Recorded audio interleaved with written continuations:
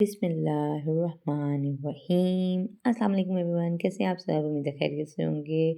अल्लाह ताला आप सबको अपनी आफ़ियत में रखे, आपके घरों में, आपके दस्तरख़ानों पे बरकत कायम रखे। लें जनाब मूली के पराठे दही के साथ।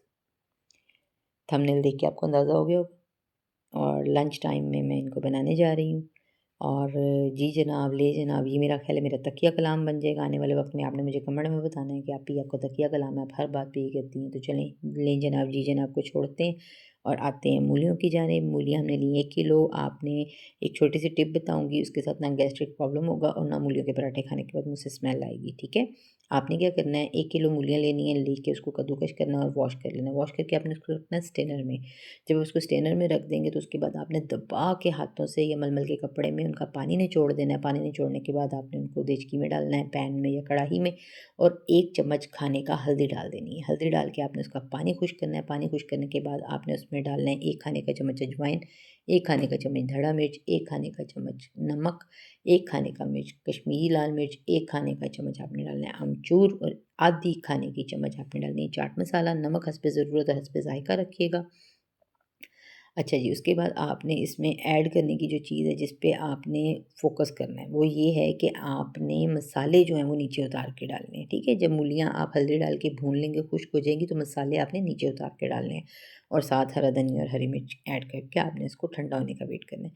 जब फिलिंग ठंडी हो जाएगी तो 2 लेयर का पराठा बनेगा छोटे पेड़ों के साथ, जो कि मैं पिछली वीडियो में बता चुकी हूँ आपको। एक पेड़े की लेयर आपने बनानी है और नीचे बिछानी है, उसमें फिलिंग डालनी है और फिर दूसरे लेयर से उसने आपको कवर कर देना है। किनारे आपने अच्छे से बिठाने हैं, यानी कि दबाने हैं, ताकि फिलिंग इसकी फट के बाहर ना आए। लंच टाइम में पराठे ज़्यादा अच्छे लगते हैं सर्दियों में, क्योंकि दिन छोटे हैं तो ईज़िली होता है मैनेज करना। वैसे भी सुन्नत रसूल है कि नाश्ता बादशाहों वाला करो, दोपहर का खाना मज़दूरों की तरह खाओ और रात का खाना गरीबों की तरह खाओ, तो ये सेहत की अलामत है। सो इसलिए हम नाश्ता अच्छा कर लेते हैं, उसके बाद लंच में अच्छी कोई हैवी चीज़ ले लेते हैं, रात में तकरीबन ना होने के बराबर खाते हैं या कोई लाइट सी चीज़ बना लेते हैं। आप भी सुन्नत को फ़ॉलो करें, सुन्नत को फ़ॉलो करने में बहुत से फ़ायदे हैं। वक्त के साथ साथ इंसान को समझ आ जाती है। जैसे जैसे एज बढ़ती है ना, इंसान को समझ आती है कि यार वाक़ई सुन्नत में कितने फ़वाइद हैं। तो आप भी इस चीज़ को ट्राई कीजिएगा। और मैंने आपको बताया कि घर में मौजूद इंग्रेडिएंट्स के साथ बनाना ही मेरा कंटेंट है, तो आपने अजवाइन और कलौंजी को नहीं भूलना, ये लाज़मी अपने खानों में शामिल किया करें। आपको पता है अल्लाह के नबी ने फ़रमाया कि इन काले दानों में मौत के अलावा हर चीज़ का इलाज है, तो मैं इनको ज़रूर शामिल करती हूँ। बहुत ज़बरदस्त पराठे बने थे, क्रिस्पी, क्रंची और स्पाइसी।